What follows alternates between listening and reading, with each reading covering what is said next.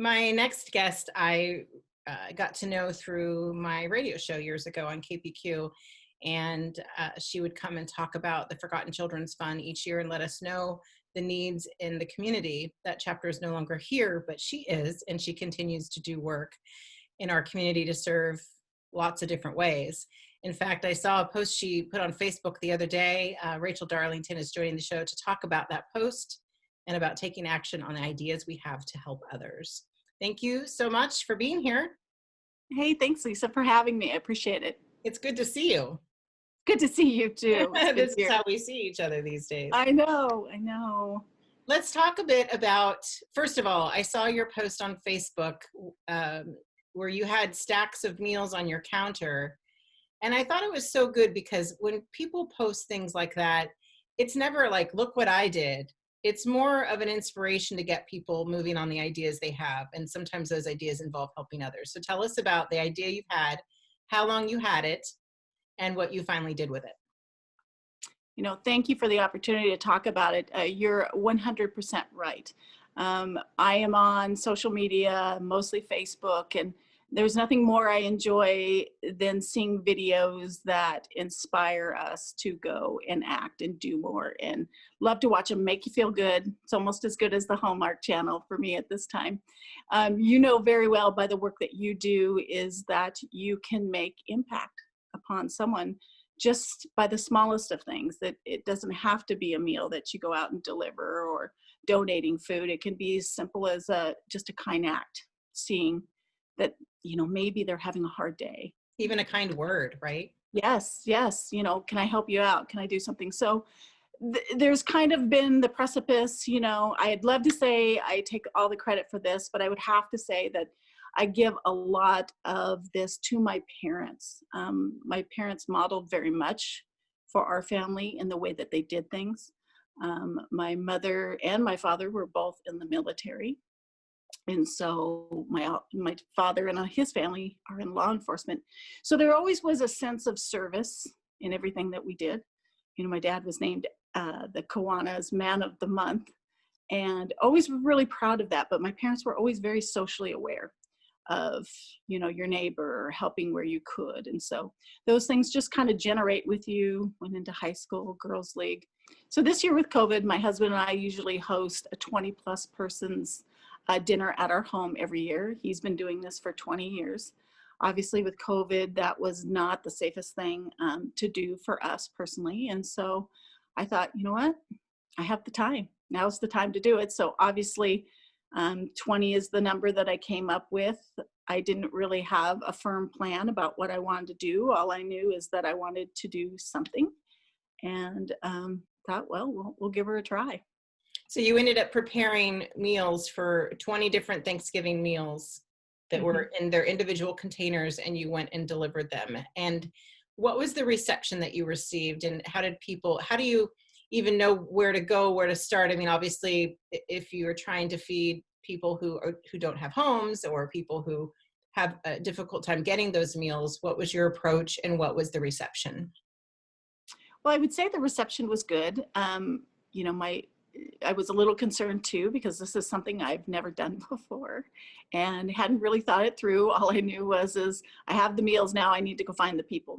So thinking about that, I'm a resident of the Wenatchee Valley since my birth, other than my time in Seattle. And, we all do see these folks that are more in need than ourselves in certain locations, parks, maybe areas where they can find shelter. Especially on this particular morning, it was pretty cold.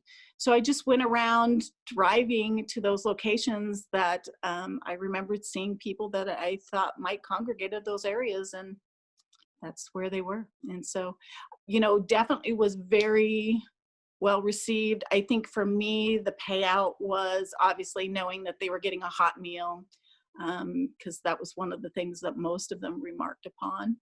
But, just the gratitude, simple gratitude that they had when you were giving them something, kind of reminded me of all my blessings and the things that I have. And it just takes something very small, usually just something to uplift people's spirit. And it's kind of the moment of impact where you're affecting someone in a way, and it's a double reception. You know, they receive and you receive too, and can't go wrong with that. It's called a helper's high, I think is what they call it, and I can't get enough of it. It feels really good. Well, I think that, well, like I said at the beginning of the show, when you put that post there, I didn't feel any sense that you're like, look what I did, you know, how great am I? It was more, look what I did, what can you do? And how can you help? And it might be a meal, it might be a kind word, it might be, you know, even people who, you know, people have needs that aren't necessarily needs for people who are at risk for shelter. People have needs, emotional needs. It's sending a card to somebody. It's reaching out during these times.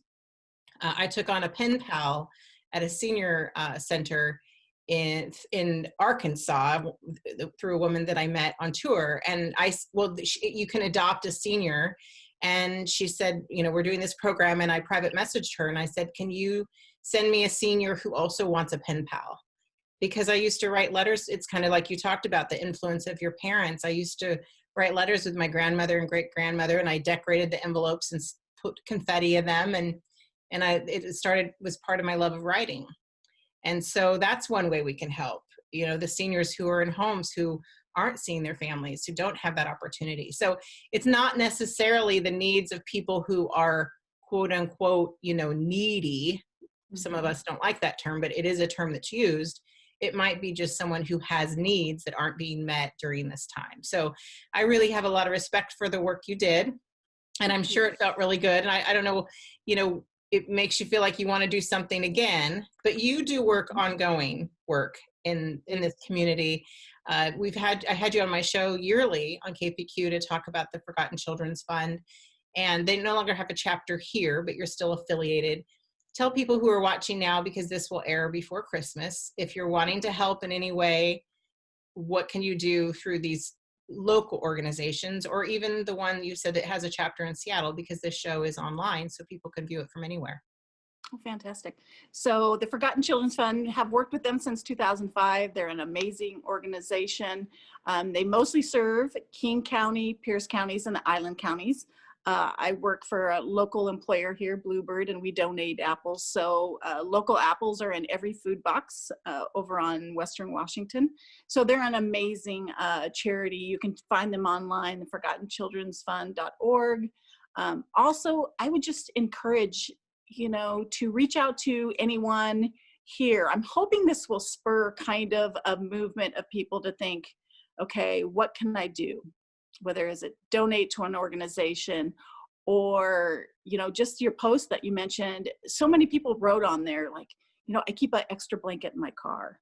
Or someone wrote, you know, I always kept a coat or extra materials of anybody that might be in need. And it's amazing how many ideas will come out of that. And it sparks kind of this idea of like, it just takes a little, you know, to do something. And that's what I hope comes from that, because we're so isolated right now and we have this lack of interaction. And I think, you know, it makes you just feel a little bit better when you know that we still have a little bit of humanity and kindness. And so many people are generous anyway. They're just looking for someone to be able to give them a direction or tell me how I can do this. And so I think that's really kind of my motivation this season. I know I do a lot of things myself. I'm, you know, the reasons why I do what I do are kind of start from the heart, is what I say. The things that matter the most for you. For me, it's the elderly.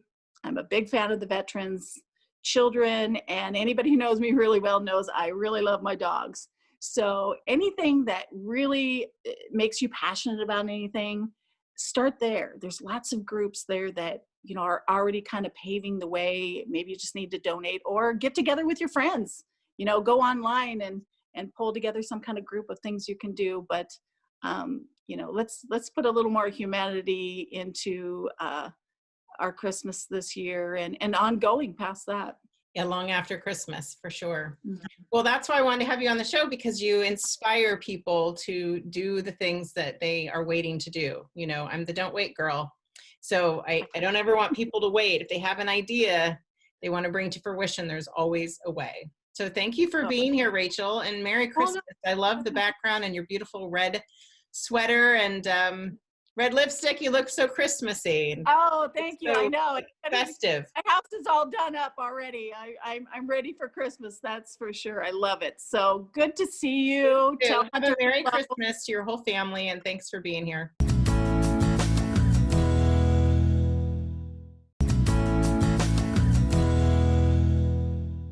On this segment, I get to talk with Tami McBride. I've been a part of Hour of Code a couple of times in a school setting, and as we know, there isn't much of that right now. So they've managed to find a way, North Central ESD has managed to find a way to handle Hour of Code remotely. And this is the week for it. I'll let Tami get more into that. And I'm super excited to be part of it. Thank you for inviting me to be a secret guest. So by the time this airs, I guess people will know that I'm one of the secret guests, but it only matters to the kids. Thank you for being here. Yes, thank you for having me. Yeah, so we'll get into the secret guest part and how you guys are unveiling that, but tell us a bit about what you do at North Central ESD and just so people know what's happening here in our community on a usual basis. Yeah, so I'm the Career Connected Learning Specialist for the North Central Educational Service District, and I do career exploration for students. It's K through 12 and also college students here and there for different exploration activities that we host. Around our region, so the ESD covers 5 counties, and usually it's awareness with the elementary school age, giving them that idea of different careers and career paths. And then it's the exploration for like middle school aged, giving them those, exploration, maybe career fairs or job shadows. Also, those fun events like careers after school events and things like that, that we partner with the Chamber of Commerce on, and then getting into the high school age, which is preparation, and giving them those aha moments of this is actually really what I want to do, giving them that preparation to, the high school and beyond plan, and moving forward, what's next, the career launch, and that kind of thing. So lots going on. It's been a transition of going virtual, obviously, with the pandemic, which has been a little challenging. Yeah. But it's also been organizations like yours are so important because you talked about the aha moments, and sometimes without the experiences they glean from your organization and the different activities that you put them in front of, they wouldn't even know necessarily that is a job possibility. right. Something that they are very good at in their home, perhaps, like coding, and how they get to be involved in that is most definitely a job once you leave high school and go into college or go straight from high school into the job force. So Yeah. what are some of the things over the years that you feel that you've seen as job possibilities for kids with those aha moments that they didn't really know they could do outside of what just thinking they're having fun doing something at school or at home? Yeah, it's just giving them that idea. I mean, having been working in this field for a little while now, just one in particular, I had a chance with a kiddo over in Wenatchee High School. In fact, he had no idea what he wanted to go into. He kind of just had this idea of like, oh, maybe I should job shadow. He had to do it for a requirement in a class. I ended up asking him, like, what are some of the things that you like to do just normally as a, like activities wise? Long story short, it kind of planted a seed thinking that maybe I should have him check out like a paramedicine or a fire company. Long story short, he ended up doing a job shadow at Chelan Douglas the Douglas County Fire Company in East Wenatchee. And sure enough, and he was a senior, he did like 3 job shadows with them. He ended up waking up, working out with them after that. And then they were hiring that summer. He graduated in June, he applied, and then he got into the program. So it's stuff like that, giving the idea of like, well, if you like being outside, you like, yeah, like lifting things, or, you know, like working out, maybe this might be a great idea, and stuff like that. Well, so with the Hour of Code, we've talked about how it's gone to a virtual setting, and so it's not canceled, and that's great. And I, along with some other people in the community, have been invited to host an hour at a time, so that'll be fun. I have said I've been very forthcoming in that I don't think I use the left side of my brain much. So I'm always enlightened by these students who can just figure things out so easily, and I learned something. So like I told you, I'll probably be signing up for one of the lower grade levels just because the expectation might be smaller that I would be able to know this stuff already, because I won't. You said no experience necessary. So we have another minute or so. So tell people who are watching what the kids get to experience. I know it's not a lot of time, but tell what they're going to get to experience during Hour of Code this week. Yes. And why you're having it this week in particular. Okay, so Computer Science Education Week is usually the first week of December. This year, it's the 7th through the 13th. Usually, schools across the nation, they host an Hour Code event. This year, we are working with a bunch of different companies like Microsoft and TechSpark and Guada, an Hour of Code to host our Hour of Code events, which land in the North Central area. They basically, so there's a bunch of different activities going on throughout all of those companies that are coming together. But one in particular is our Hour of Code mystery guest celebrity style events. And they are an hour long, and we are hosting 6 of them. So 3 on Tuesday, 3 on Thursday, and they're all at 10, 2, and 6 on both days. And we will have a mystery guest come code with kids. So anybody that wants to kind of take a shot in the dark on doing some coding activities and learn about computer science and awareness on exploration with that, they're super easy activities that we're going to do. They're block coding events. You don't need to have any exploration or any knowledge of it previously. So that would be me.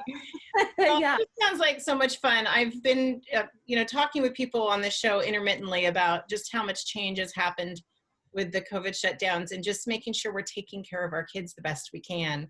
And getting to do this Hour Code in this scenario is taking care of the kids. So thanks for doing that.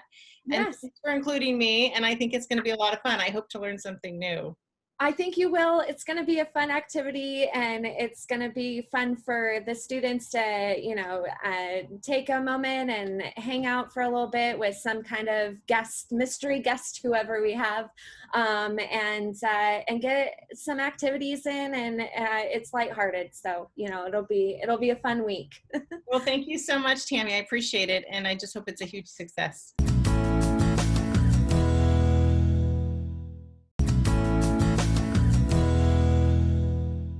I'm super excited to introduce my next guest. She's one of the most fit and fabulous people I've ever met in the Valley, and she does more before 7 a.m. than most people, because as soon as I wake up, I can see her out and about.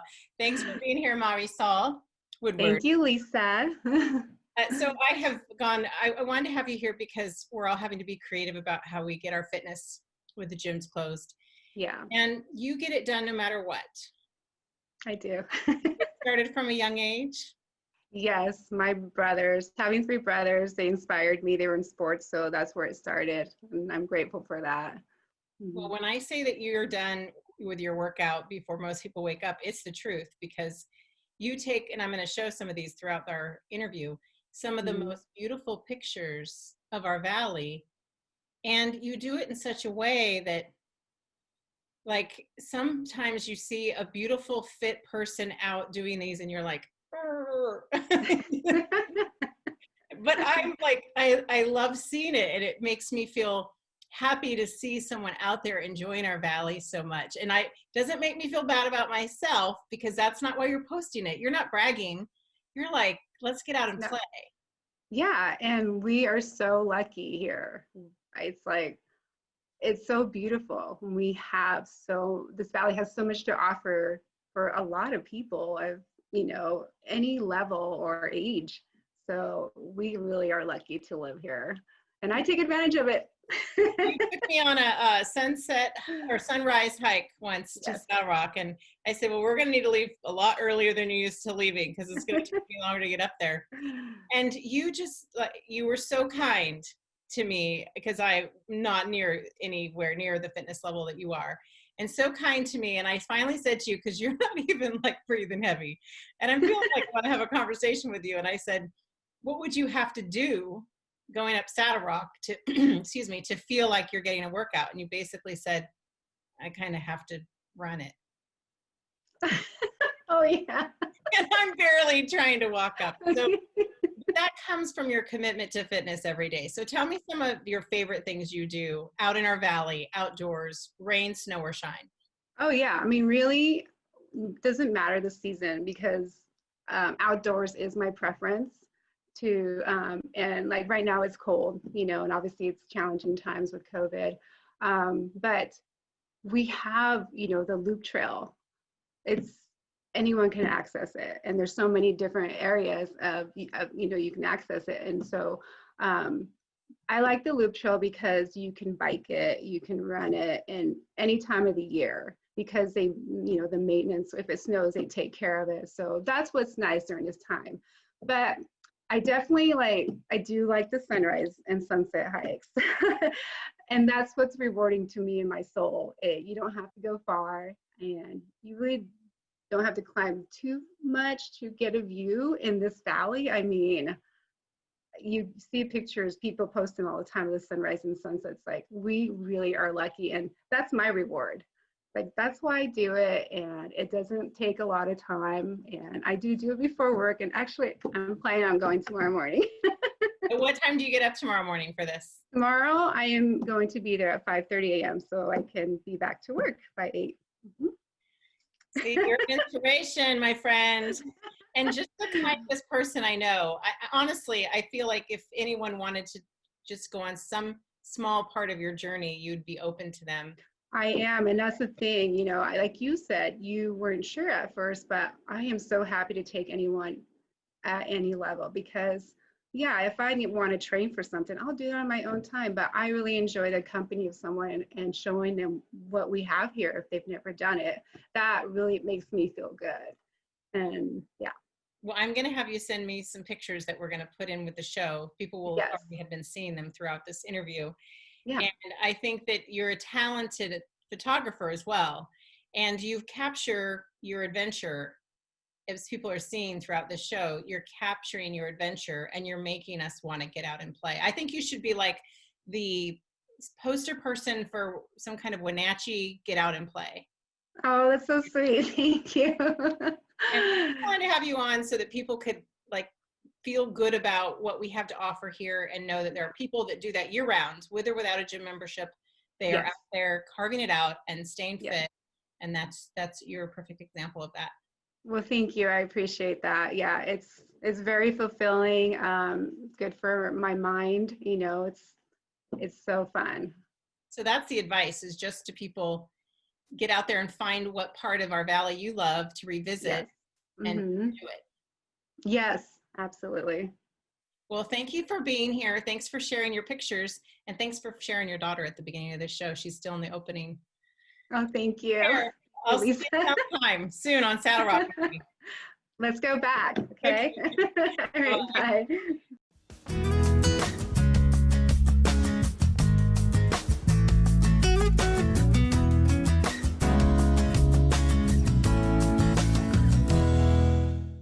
Do you want to become part of the most dependable brand of vehicles today?